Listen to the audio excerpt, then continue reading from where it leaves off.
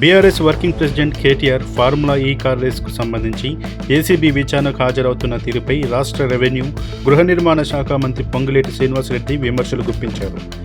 గతంలో కాళేశ్వరం ప్రాజెక్టు విచారణ సందర్భంగా మాజీ ముఖ్యమంత్రి కేసీఆర్ కూడా ఇలాగే హంగామా చేశారని, ఇప్పుడు కేటీఆర్ కూడా అదే పందాను అనుసరిస్తున్నారని ఆయన అన్నారు.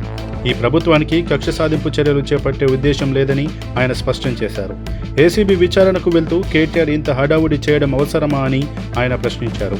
ఫార్ములా ఈ కార్ రేస్ కేసు విచారణలో ప్రభుత్వ ప్రమేయం ఏమాత్రం ఉండదని ఆయన తేల్చి చెప్పారు.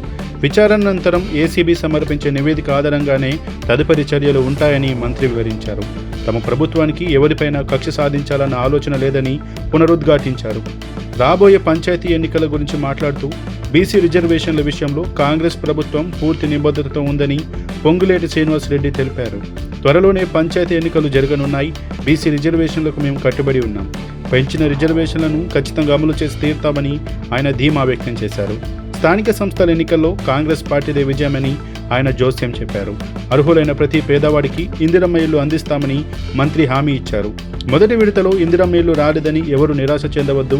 దశలవారీగా అర్హులైన ప్రతి ఒక్కరికి ఇల్లు ఇప్పించే బాధ్యత నాది అని ఆయన భరోసా ఇచ్చారు. రాష్ట్ర ఆర్థిక పరిస్థితి అంతంత మాత్రంగానే ఉన్నప్పటికీ తాము అధికారంలోకి వచ్చిన ఏడాదిన్నర కాలంలోనే అనేక హామీలను నెరవేర్చామని గుర్తు చేశారు. మిగిలిన హామీలను కూడా త్వరలోనే అమలు చేస్తామని తెలిపారు.